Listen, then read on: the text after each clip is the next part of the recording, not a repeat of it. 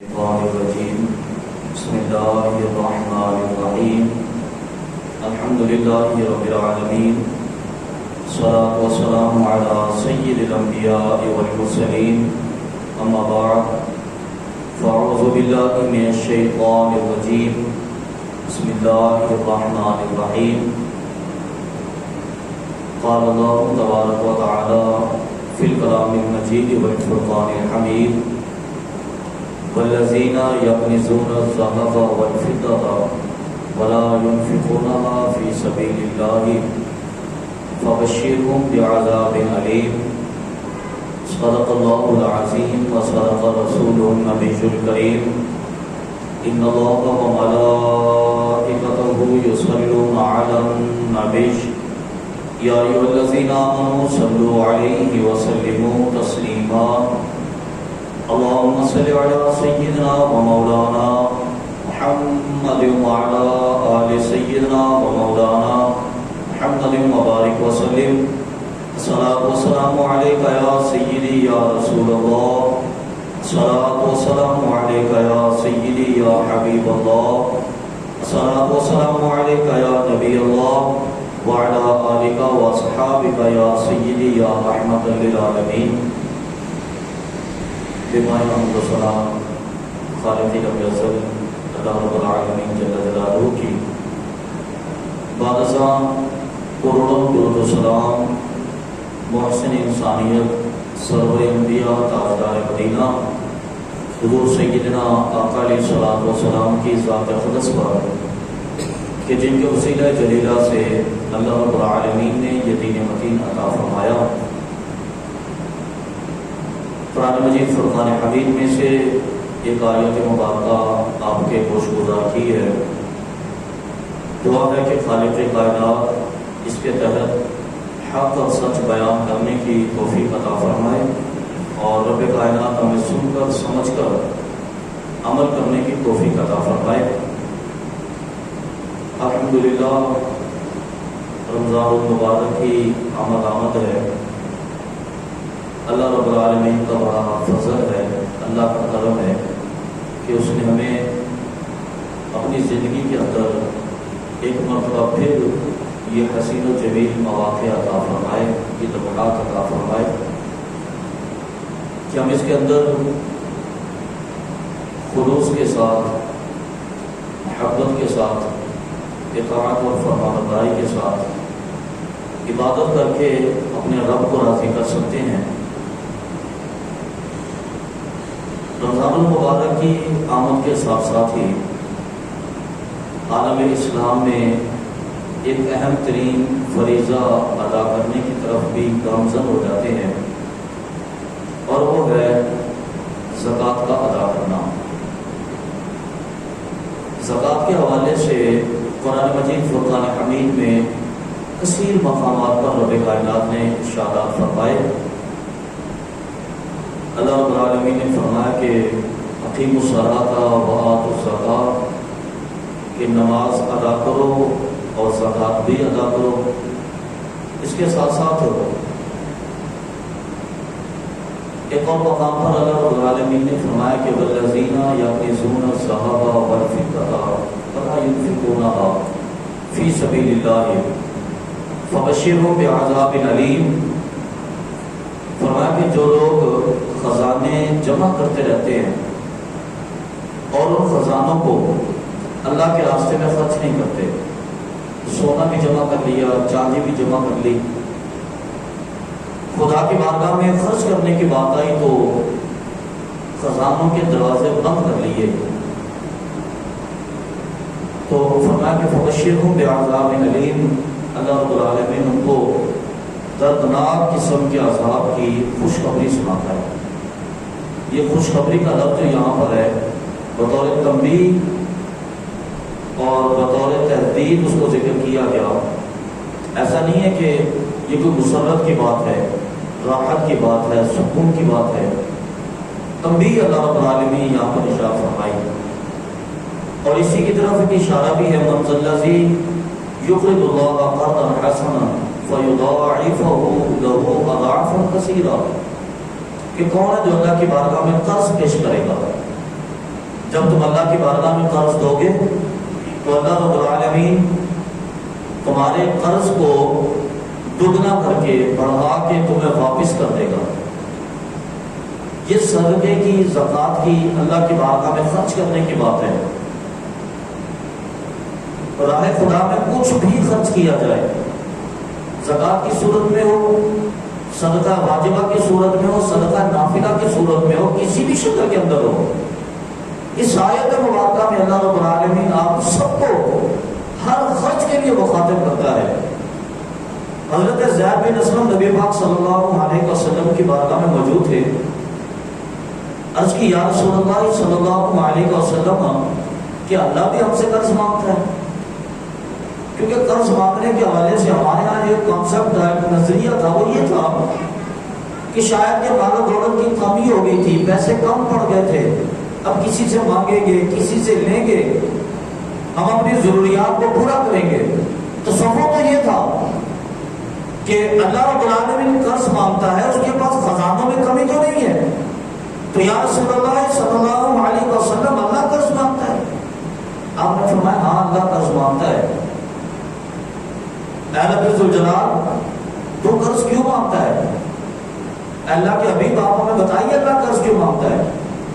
تو نبی پاک صلی اللہ علیہ وسلم نے فرمایا تاکہ اللہ تمہارے مال کو بڑھا دے، تمہارے مال کو زیادہ کر دے۔ یہ نظریہ اس لیے بیان کیا گیا کہ در حقیقت انسان تصور تو یہ کرتا ہے کہ میری جیب کے اندر اگر 1,00,000 روپے موجود تھے، اس میں سے نکال کر 50,000 روپے میں نے اللہ کی بارگاہ میں پیش کر دیے، اللہ کے نام پر خرچ کر دیے، کسی مدرسے کو دے دیے، کسی مسجد کی حاجت تھی وہاں پر دے دیے، کسی ضرورت مند کو دے دیے۔ اب ذہن کے اندر جو بات آتی ہے، جو ایک نظریہ ذہن کے اندر اجاگر ہوتا ہے وہ یہ ہے کہ میرے پاس 1,00,000 روپے کا اماؤنٹ ٹوٹ گیا، باقی کتنے بچے؟ 50,000 روپے۔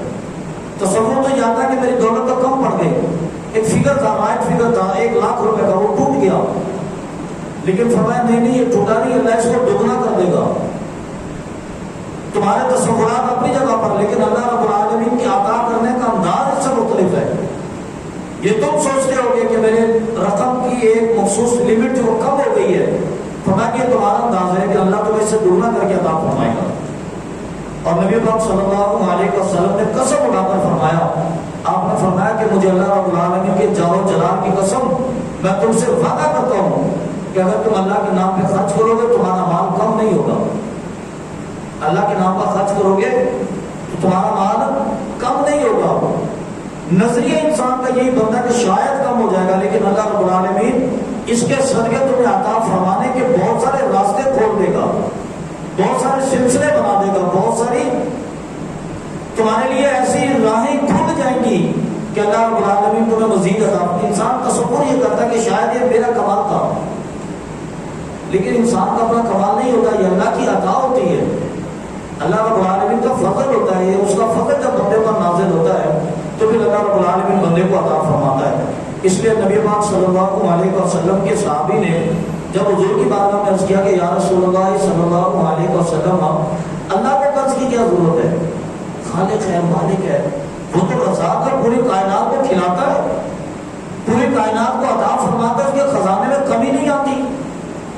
پوری کائنات سویرے شام دوپہر صبح ہر وقت اللہ کی بارگاہ کے خزانوں سے کھاتی ہے، کمی تو نہیں آتی، لیکن پھر بھی اللہ قرض کیوں مانگتا ہے؟ تو فرمایا کہ ورنہ قرض اس لیے مانگتا ہے تاکہ تمہیں دینے کا بہانہ تلاش کرے، تمہیں دینے کا ایک دوسرا انداز عطا فرمائے، تمہیں دینے کا راستہ بنائے۔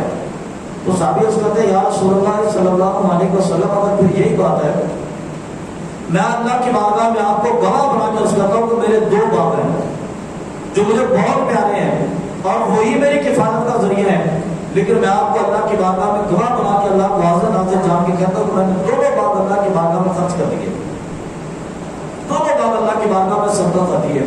تو میرے قریب آ کر فرمایا کہ بہتر ہی ہوتا کہ ان میں سے ایک تو صدقہ کر لیتا اور ایک اپنے بچوں کے لیے کفالت کا ذریعہ بنا لیتا۔ تو اس کی یا رسول اللہ صلی اللہ علیہ وسلم پھر اگر ایسی بات ہے تو ذہن میں دوسری آیت آتی ہے لن تنالوا البر حتی تنفقوا مما تحبون، کہ تم بھلائی تک نہیں پہنچ سکتے، تم نیکی تک نہیں پہنچ سکتے جب تک تم اپنی محبوب چیز اللہ کی بارگاہ میں پیش نہ کر دو. اور اس کی حضور میرے دو باغ ہیں, ایک بلندی پر ہے, ایک ذرا نیچے والی جگہ پر ہے. پہاڑی علاقہ تھا, بلندی پر ہے ایک باغیچہ. جب بارشیں ہوتی ہیں پہاڑوں کے پانی آتا ہے تو سب سے پہلے وہ سیراب ہوتا ہے, پانی بچتا ہے تو بعد میں یہاں پر پہنچتا ہے. تو گویا کہ اس کے اسباب اور وسائل بہترین تھے, لیکن یا رسول اللہ میں نے وہ باغ اللہ کی بارگاہ میں صدقہ کیا. ہمارے ذہن کے مطابق تو یہ ہونا چاہیے تھا کہ نیچے والا باغ اللہ کی بارگاہ میں صدقہ کر دیا جاتا. اللہ کی بارگاہ میں دے رہا ہے, پھر اللہ قبول فرمائے گا. اوپر والا باغ میرے پاس رہنا چاہیے کہ جس کو بارش کا پانی بھی سب سے پہلے ملتا ہے, جس کی فضا بھی صاف ستھری ہے, جس کا پھل بھی سب سے زیادہ آتا ہے. ہونا تو یہ چاہیے تھا, لیکن اس کی نہیں یا رسول اللہ صلی اللہ علیہ وسلم اللہ کی بارگاہ میں میں اللہ کی رضا کی خاطر وہ اوپر والا باغ صدقہ پیش کرتا ہوں. اس کے بعد آخر اسلام کی بارگاہ سے نکلے, اپنے اس باغ کی طرف جاتے ہیں. آخری مرتبہ چکر لگانے کے لیے, راؤنڈ لگانے کے لیے جو اللہ کی بارگاہ میں خرچ کر دیا. جب وہاں پر پہنچتے ہیں دیکھا کہ ان کی بیوی نے ایک جھولی سی بنائی ہوئی ہے, اور وہ کھجوریں جو رات کو ہوا چلنے سے گری تھی وہ جمع کر کر کے رکھ رہی تھی, اور بچے بھی چھوٹے چھوٹے بچے پھر رہے تھے, وہ کھجوریں جمع کر رہے تھے, ماں کی جھولی کے اندر ڈال رہے تھے. ایک کھجور ایک بچے نے اٹھا کے منہ میں ڈالی ہوئی تھی. آپ پھر فور گئے اور جا کر اپنی بیوی سے کہا کہ زوجہ محترمہ یہ باغ اللہ کی رضا کے لیے میں نے حضور کی بارگاہ میں صدقہ کر دیا. انہوں نے بڑی خوشی کا اظہار کیا کہ اللہ تمہیں اس سے زیادہ اچھا عطا فرمائے. حتیٰ کہ وہ کھجوریں بھی پکڑ لی کہ نہیں ابھی ہماری نہیں ہے, اب اللہ کی بارگاہ میں صدقہ ہو گئی. حتیٰ کہ وہ بچے کے منہ کے اندر جو کھجور تھی وہ بھی نکال لی اور فرمایا کہ بیٹا نہیں, یہ کھجور اب ہماری ملکیت میں نہیں گئی, یہ میں نے اللہ کے حضور کی بارگاہ میں پیش کر دیا ہے. یہ غربا, یتیموں, مسکینوں پر خرچ ہوگا, اب یہ کھجور بھی ہم یہاں سے نہیں کھا سکتے. اتنا چھوٹا موٹا کام تو چل ہی جاتا ہے نا. جب صدقہ کیا تھا زوجہ کو تو پتہ نہیں تھا, وہ جو کھجوریں اٹھا چکی تھی وہ تو ملکیت میں آتی تھی. ارے نہیں فرمایا یہ اب ہو گئی صدقہ, ابھی ہم اپنے گھر نہیں لے کے جا سکتے, وہ بھی اللہ کی بارگاہ میں خرچ کر دی.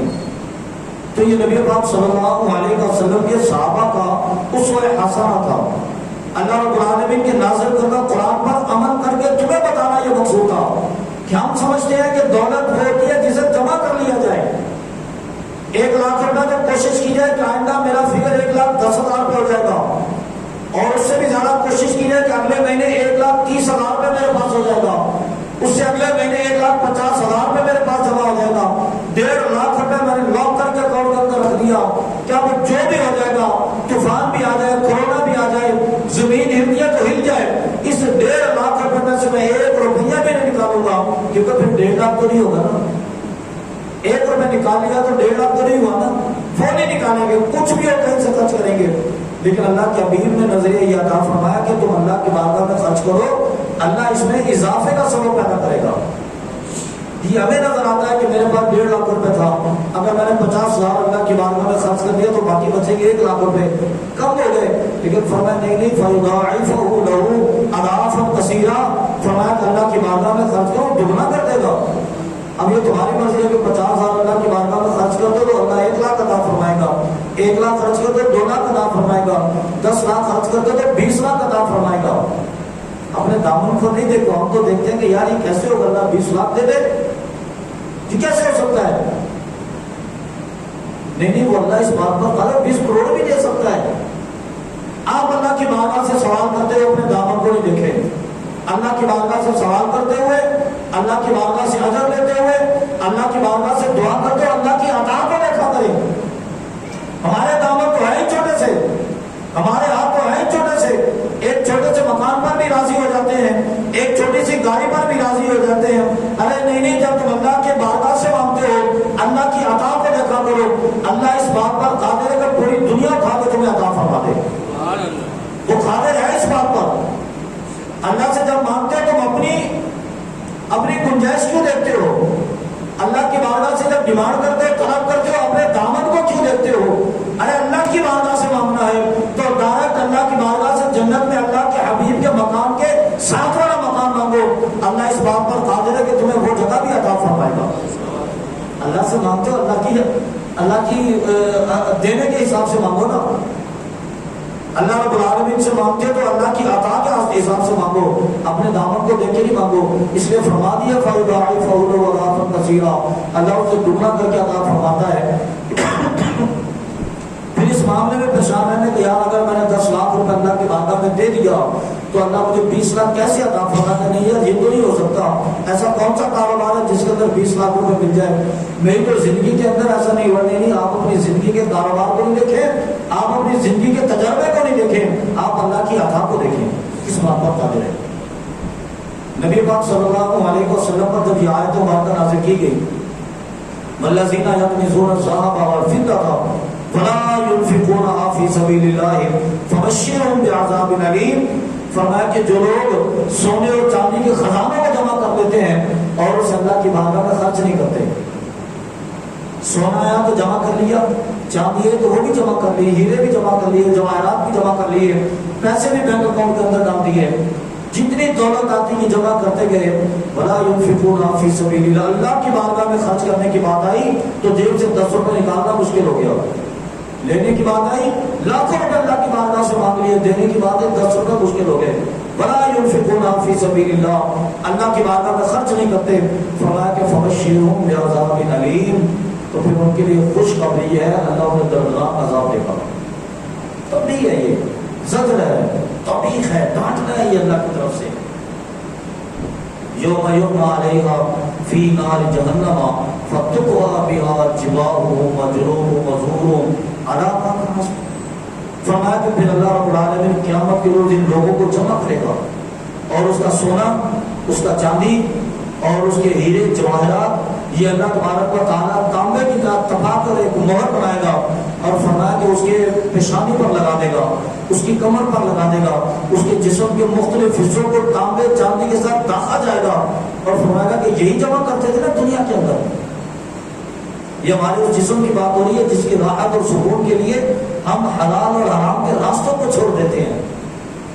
ہمیں اپنے گھر کے اندر اے سی لگوانا ہے نا، تو اے سی لگوانے کے پیسے کہاں سے آئیں گے یہ ہم بھول جاتے ہیں۔ حلال سے آئیں گے، حرام سے آئیں گے، کسی کا مال غصب کر کے آئیں گے، کسی کا حق مار کر آئیں گے، کسی پر ظلم کر کے آئیں گے، ہم یہ بات نہیں دیکھتے۔ ہمارے گھر میں اے سی ہونا چاہیے، میرے بیٹے کو نئی گاڑی چاہیے، وہ حلال سے آئے گی حرام سے آئے گی؟ نہیں، میرے بیٹے کو نئی گاڑی چاہیے، مجھے بڑی گاڑی چاہیے، وہ حلال سے آئے گی حرام سے آئے گی، اس سے کوئی تعلق نہیں ہوتا ہمارا۔ مجھے بڑی گاڑی چاہیے، بڑا بنگلہ چاہیے، کیوں؟ اس لیے کہ میرے جسم یہ چاہتا ہے۔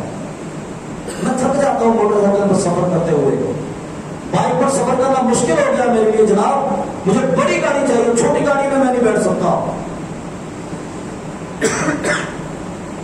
میرے بیٹے نے دوستوں کے ساتھ دعوت پر جانا ہوتا ہے، پارٹیز پر جانا ہوتا ہے، مختلف تفریح ٹرپس پر جانا ہوتا ہے، بائک پر نہیں جا سکتا، کرائے کی گاڑیوں پر نہیں جا سکتا، اچھی گاڑی چاہیے بیٹے کو، اچھی گاڑی دلانے کے لیے۔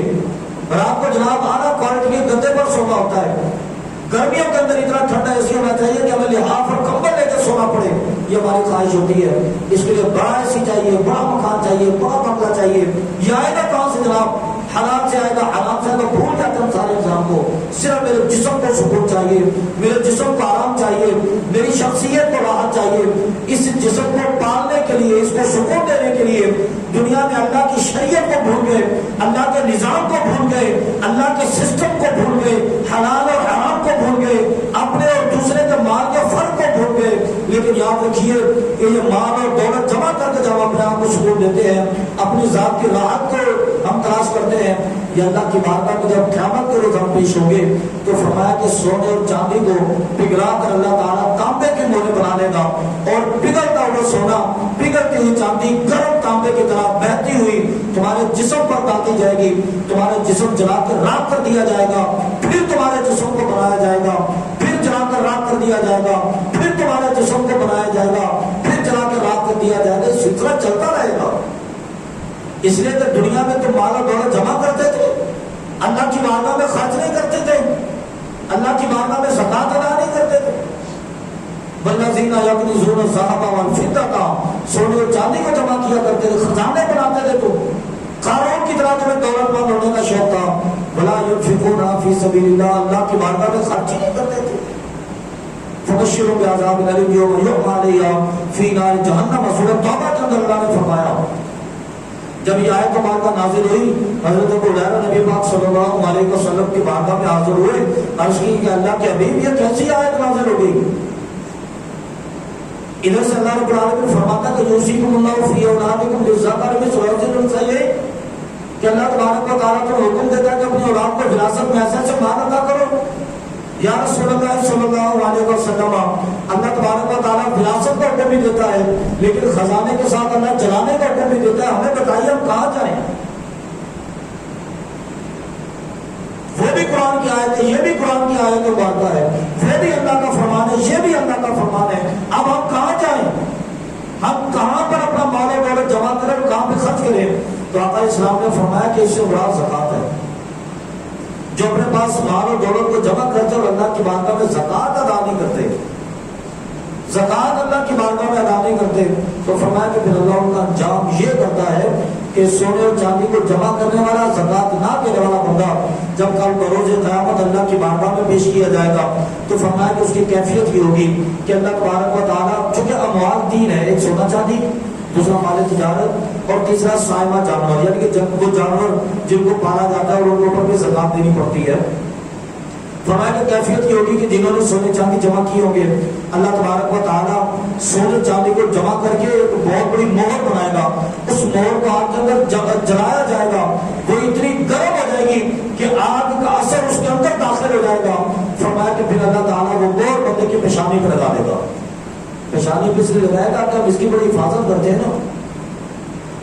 منہ ہم نے سب کو دکھانا ہوتا ہے, میرے جسم پہ یہاں پہ داغ لگا, کس کو پتا ہے میرے کمر پہ داغ لگا ہوا ہے, کس کو پتا ہے جناب میرے پیٹ پہ داغ لگا ہوا ہے, کس کو پتا ہے کہ میرے ٹانگ کے اوپر داغ لگا ہوا ہے, کس کو پتا ہے کہ میرے ٹانگ کے اوپر زخم ہے. کوئی نہیں جانتا جناب میں نے خوبصورت لباس پہنا ہوا ہے, میرے سر کے اوپر زخم ہے, کس کو خبر ہے جناب میں نے بڑا خوبصورت امامہ پہنا ہوا ہے, سرکار کی سنت ہے یہ. لیکن یہاں پہ داغ ہوگا سب کو نظر آئے گا. حضرت یہ کیا ہوا آپ کے چہرے پر؟ یہاں پہ داغ ہوگا سب کو نظر آئے گا, یہ چھپا ہوا نہیں رہے گا. اس نے فرمایا کہ ان کی پیشانیوں کو داغا جائے گا اس کے ساتھ, تاکہ سب کو خبر ہو کہ یہ لوگ دنیا کے اندر مال و دولت چھپا دیا کرتے تھے, اللہ کی رضا کے لیے اللہ کی بارگاہ میں خرچ نہیں کرتے تھے, اللہ کی بارگاہ میں خزانے لوٹاتے نہیں تھے. ان کے دونوں ہاتھ اس کام کے لیے تھے کہ مال آئے گا وہ بھی میری جیب میں آئے گا, یہ آئے گا وہ بھی میری جیب میں آئے گا. حالانکہ ہم نے اپنے ہاتھوں کا یہ تصرف غلط سمجھ لیا. اللہ نے دو ہاتھ اس لیے عطا کیے کہ یہاں سے مال نکال کر اللہ کی بارگاہ میں دیا جائے, یہاں سے مال نکال کر اللہ کی بارگاہ میں دیا جائے. ہاتھ تو اللہ نے اس لیے ادا کیے تھے, بندے کا اپنا تصرف ہے, بندہ جو سمجھ لے.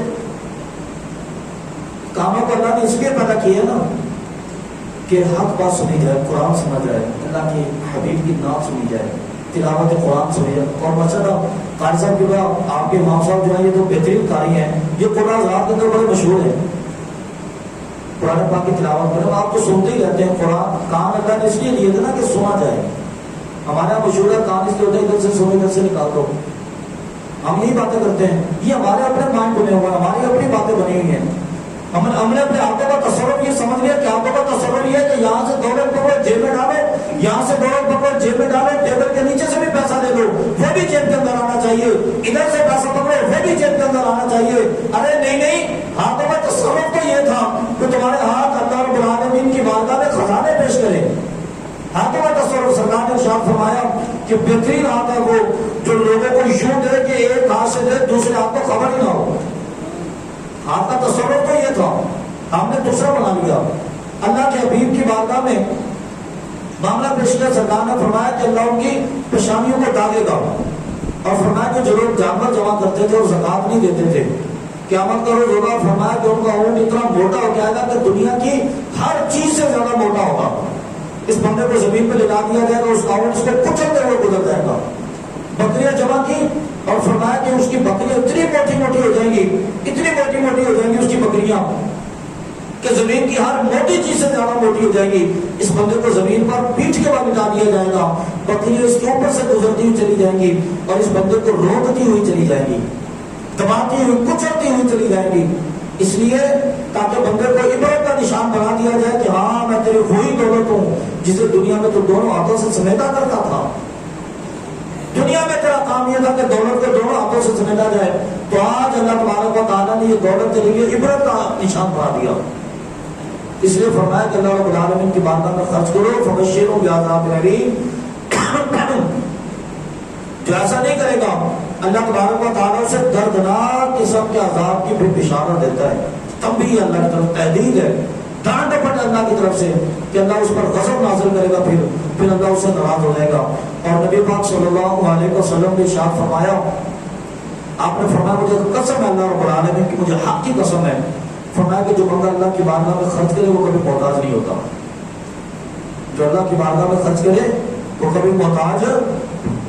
یہ ہمارا نظریہ ہم سمجھتے ہیں کہ شاید پیسے کم ہو جائیں گے، جیسا میں عرض کر رہا تھا اصل میں کہ 1,00,000 روپے کا فگر ہے، 50,000 ہم نے اللہ کی بارگاہ میں دے دیا، تو اس کا مطلب ہے کہ پیسے تو کم ہو گئے، 1,00,000 تو نہیں بچا. نہیں، فرمایا کہ اللہ تمہیں عطا فرماتا ہے، وہ اس بات پر قادر ہے کہ فَيُضَاعِفَهُ لَهُ أَضْعَافًا كَثِيرًا. تم نے 50,000 اللہ کی بارگاہ میں دیے تھے، اللہ تمہیں 1,00,000 عطا فرمائے گا، دگنا کر دے گا نا، اللہ دگنا عطا فرمائے گا. اور قرآن پاک سورہ تیسرے سپارے کے اندر سورہ بقرہ میں اور مقام پر اللہ نے ارشاد فرمایا، اللہ رب العالمین فرماتا ہے کہ اللہ اسے 7 گنا عطا فرمائے گا جو اللہ کی بارگاہ میں خرچ کرتا ہے. کتنا؟ 7 گنا. اور اللہ اس بات پر قادر ہے کہ اسے دگنا بھی کر دے، 14 گنا بھی اللہ عطا فرما دے. 1 روپیہ تم نے اللہ کی بارگاہ میں خرچ کیا، اللہ 14 روپے تمہیں عطا فرمائے. یہ تمہارے خلوص پر مبنی ہے جناب، آپ کیسا خلوص اللہ کی بارگاہ میں لے کے جاتے ہیں. اب جیسا کہ میں کر رہا تھا کہ مال ہوتے ہیں 3 قسم کے، ایک سونا چاندی، دوسرا مال تجارت، اور تیسرا کھیتی باڑی جس پر بھی زکوٰۃ ہوتی ہے. ہمارا تعلق سونا چاندی کے ساتھ بھی ہوتا ہے، ہمارا تعلق مال تجارت کے ساتھ بھی ہوتا ہے. تو چونکہ یہ شہر کا ماحول ہے تو یہاں پر کوشن کے مسائل بیان کرنا بیکار ہوگا، کیونکہ 2 چیز ہوتی ہے، ایک ہوتا ہے علم، ایک ہوتی ہے حکمت. علم تو یہ ہے کہ بہت ساری چیزوں کو ایک جگہ پر جمع کر لیا. حکمت یہ ہے کہ موقع کی مناسبت سے گفتگو کی جائے. آپ لوگوں کے سامنے عشر کے مسائل بیان کرنا تو بیکار ہے، اور اگر دیہات کے درجے وہاں پر جا کر سائنس کو لے کے بیٹھ جائے تو وہاں پر بھی بیکار ہے. نہ انہیں سمجھ آئے گی، نہ انہیں سمجھ آئے گی. آپ بھی کہیں گے جناب ہمارا عشر کے ساتھ کیا تعلق، ہم نے تو آج تک گنا اگتا ہوا نہیں دیکھا زمین سے کھیتی باڑی میں، ہم کیا کریں گے؟ دیکھیں اس کو. مال تجارت اور سونے چاندی کی بات کرتے ہیں کیونکہ بنیادی مسائل ہمارے اس کے ساتھ تعلق رکھتے ہیں. میں نے جیسا کہ عرض کیا کہ 3 چیزیں نصاب کا حصہ بنتی ہیں. اب اگر آج کے دور پہ دیکھا جائے تو 4 چیزیں بنتی ہیں. مثال دے رہا ہوں، اب تو روپیہ بھی آ گیا نا اس کے مقابلے میں. پہلے سونا چاندی ہوتا تھا اور اس کے درہم اور دینار بنتے تھے. دینار ہوتا تھا وہ سونے کا ہوتا تھا، اور درہم جو ہوتا تھا وہ چاندی کا ہوتا تھا. جس کے بعد چاندی کے سکے ہوتے تھے، جہاں سمجھ لیا کہ اس نے اتنے درہم جمع کیے ہوئے ہیں. سونے کے سکے ہوتے تو اتنے دینار جمع کیے ہوئے ہیں. اب درہم بھی ختم ہو گئے، دینار بھی ہمارے ختم ہو گئے، اب آ گیا روپیہ. لیکن روپیہ اصل میں چلے درہم اور دینار کے مقابلے میں ہوتا ہے، یا روپیہ اصل میں سونے اور چاندی کی رسید ہوتی ہے. آپ کے پاس اگر 1,00,000 روپے موجود ہے تو گویا کہ آپ کے پاس 1,00,000 روپے کے سونے کی رسید موجود ہے. آپ اسے ویسے یوز کرتے ہیں جیسے سونا ہے آپ کے پاس، اور حامل اعضاء کے مطالبے پر ادا کرے گا، یہ بات بھی آپ کے ذہن میں ہوتی ہے. تو اس لیے روپیے کو آج کل نصاب علیحدہ تصور کیا نہیں جاتا. لیکن ایسا معاملہ ہو، یہ ایک اہم ترین مسئلہ ہے جو عام طور پہ لوگوں کے اندر بیان ہوا بھی نہیں ہوتا اور لوگوں کی توجہ بھی نہیں جاتی. میں آپ کی توجہ دلانا چاہتا ہوں اس ادارے کے اس ممبر کے ذریعے. ہمارے پاس سونا بھی ہوتا ہے، چاندی بھی ہوتی ہے، روپیے بھی ہوتے ہیں. سونے کا نصاب ہے 7.5 تولے. وہ آج کل بہت کم پایا جاتا ہے لوگوں کے پاس، اتنا مہنگا سونا ہے 7.5 روپے کا کون بنائے گا 1 تولے. چاندی 52.5 تولے، لیکن اس کا چونکہ رواج نہیں ہے، چاندی کا زیور بھی ہم نہیں بناتے. پیسے رکھنا ہمارے پاس ایک اہم ترین سلسلہ ہے. بینکوں میں پڑے ہوتے ہیں، گھروں میں بھی ہوتے ہیں، جیب میں بھی ہوتے ہیں. علماء کرام نے ذکر کیا کہ سونے کا نصاب ہے 7.5 تولے. اس سے کم اگر سونا ہوگا تو زکوٰۃ اس پر نہیں ہوگی. چاندی کا نصاب ہے 52.5 تولے، اگر اس سے کم ہوگی تو زکوٰۃ نہیں ہوگی. لیکن اب چونکہ سونے چاندی کے مقابلے میں تیسری چیز کرنسی کی صورت میں کھڑی ہو گئی ہے، تو اب مشائخ نے اور علماء کرام نے جو فتویٰ جاری کیا وہ یہ ہے. مثلا ایک آدمی ہے جس کے پاس سونا ہے 2 تولے. کتنا ہے؟ 2 تولے سونا. سارے سماعت فرما رہے ہیں نا غور سے. چاندی ہے اس کے بعد 10 تولے، پیسے ہیں جناب اس کے بعد 10,000 روپے۔ اب نصاب سونے کا بھی مکمل نہیں ہے، نصاب چاندی کا بھی مکمل نہیں ہے، اور نصاب روپیے کی صورت میں اگر دیکھا جائے پھر بھی مکمل نہیں ہے۔ ایسا بندہ زکات کا کیا کرے گا؟ ہمارے یہاں بہترین طریقہ یہ ہوتا ہے کہتے چلو شکر ہے یار جان چھٹی، نہ سونے کی زکات دینی ہے، نہ چاندی کی دینی ہے، نہ پیسے کی دینی ہے۔ 7.5 کا ڈھوگا دیکھی جائے کہ اب میں بناؤں گا 6.5 تولے، 7.5 میں بات آئے گی وہ دوں گا نا، میں جانے ہی دوں گا بات وہاں پر۔ چاندی میں ہم 50 تولے رکھ لیں گے جناب، 52 تولے نہیں بنائیں گے، کیا ہو گیا؟ ضروری ہے 52 تولے بنانا؟ نہیں ہوگی زکات۔ تو اس کے بارے میں یہ کرتا چلوں کہ سونے اور چاندی کے یہاں کے معاملے کے بارے میں اب جب نصاب کے 3 شیکیں آ گئی اور آپس میں ضم ہو گئی، مکس ہو گئی، اب یہ کرنا ہوگا کہ جو سب سے ادنا نصاب ہوتا ہے اس کے برابر جا کر دیکھا جائے گا کہ اگر قیمت میں وہاں تک پہنچتا ہے تو زکات دینی پڑے گی سب سے ادنا۔ اب دیکھ لیں سونے کی قیمت اگر آپ 7.5 تولے نکالتے ہیں تقریباً 1,10,000 15,000 روپے تولے کے حساب سے چل رہا ہے۔ اگر سونا 7.5 تولے ہوگا تو 9 لاکھ روپے کا بنے گا جا کے، 8.5 لاکھ روپے 9 لاکھ روپے کا۔ چاندی 52.5 تولے ہے، چاندی بڑی سستی ہے جناب، میرے خیال میں 900 روپے 1000 روپے یا 1100 روپے تولے کے حساب سے چل رہی ہوگی، 50,000 روپے کی 52.5 تولے چاندی ہو جائے گی۔ اب اگر سونے کے حساب سے نصاب دیکھتے ہیں تو بنتا ہے 9 لاکھ روپے، چاندی کے حساب سے نصاب دیکھتے ہیں تو کتنا بنتا ہے؟ تو 50,000 روپے چلے، اس کو اسٹیٹ بینک نے اس کو پچھلے دفعہ اتنا کیا تھا 55,000 روپے، 70,000 روپے لے جائے گی، لیکن قیمت تقریباً اتنی بنتی ہے 50,000 60,000 70,000، یہ بہت کم نصاب کا سٹینڈرڈ ہے۔ تو ہم دیکھتے ہیں نصاب کے اندر جناب سونے کی بات آئے گی تو زکات دوں گا، ایسے زکات نہیں دوں گا۔ تو میرے بھائی ایسا نہیں ہوتا۔ آپ اس کی دوسری مثال دیکھیں، صدقہ فطر ہے۔ صدقہ فطر گندم کے حساب سے بھی ہوتا ہے، کھجور کے حساب سے بھی ہے۔ گندم کے حساب سے 2.25 سے اور کھجور کے حساب سے 3.5 کلو۔ ہم کس کے حساب سے دیتے ہیں؟ گندم کے حساب سے سستی پڑتی ہے نا، اور پھر ہم اس کو کھجور کے حساب سے کریں گے تو 1000 روپے پہ جا کے چلی جائے گی۔ اگر ہم نے کسی کا صدقہ فطر دینا پڑا 700 روپے دینا پڑے گا، گندم کے حساب سے 110 روپے میں بات نمٹ جاتی ہے۔ تو جب ہم صدقہ فطر دینے میں کم نصاب کا تعین کر لیتے ہیں تو زکات دینے میں بھی کم نصاب کا تعین ہونا چاہیے۔ زکات بھی تو 50,000 روپے دینی چاہیے نا، 60,000 روپے 70,000 روپے دینی چاہیے۔ زکات کے لیے ہم سونے کے نصاب پہ کیوں چلے جاتے ہیں جناب؟ 9 لاکھ روپے ہوگا میرے پاس، 7.5 تولے سونا ہوگا تو میں زکات دوں گا، ایسا نہیں ہے۔ علماء نے ذکر کیا جب 2 نصاب مکس ہو جائے آپس میں پھر قیمت کا تعین کر کے جب کم نصاب والی قیمت ہوگی اس پر زکات ادا کرنی ہوگی۔ سونے کے اندر بنتی ہے 9 لاکھ روپے، چاندی کے اندر بنتی ہے 70,000 روپے۔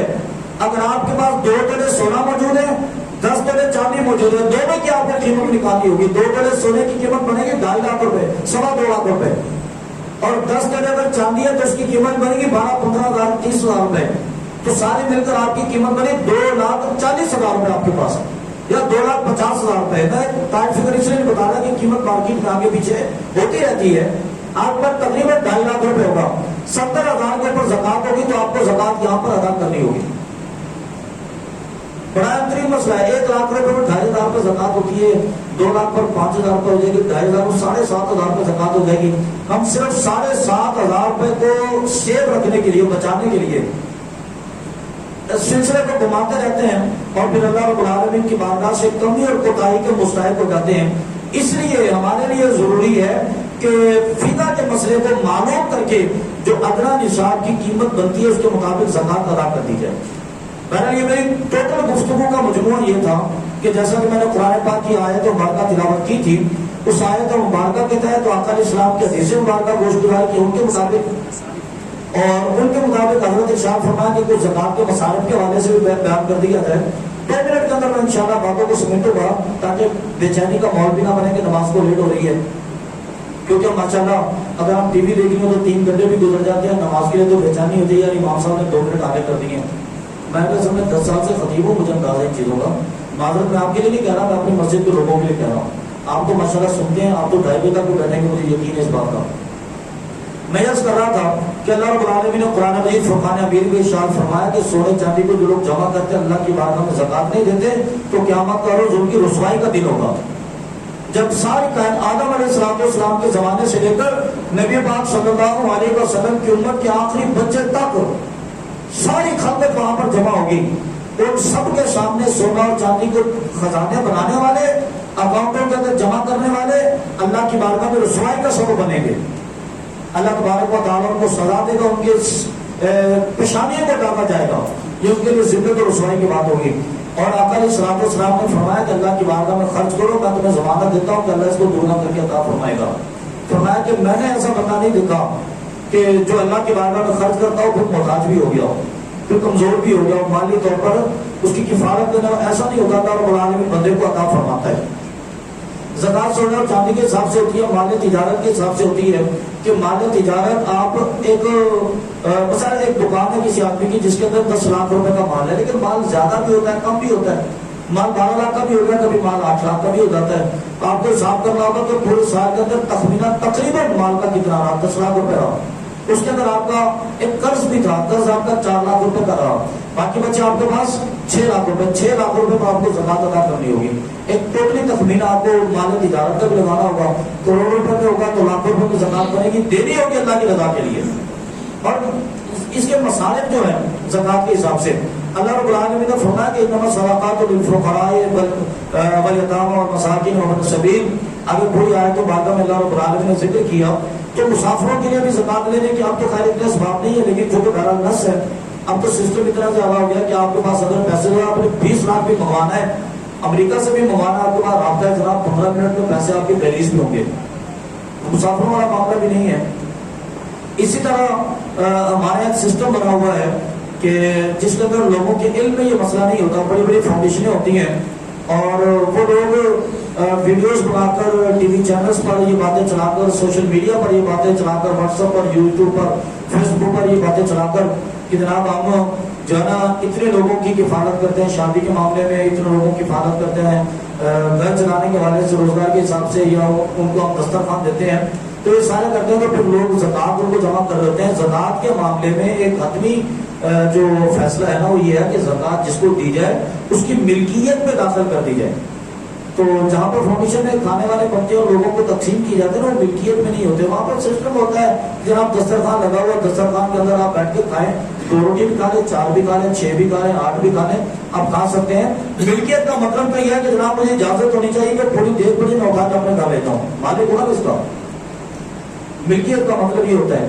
تو وہاں پر ملکیت نہیں پائی جاتی تو ان کو زکات ادا کرنے سے زکات ادا نہیں ہوتی. زکات باقاعدہ کسی ادارے کو مالک بنانا پڑتا ہے. ایسا مدرسہ ہو، ایسی درس گاہ ہو جہاں پر باقاعدہ طلباء کا اہتمام ہو، تو اس میں صدقہ جاریہ بھی ہو جاتا ہے بندے کے لیے.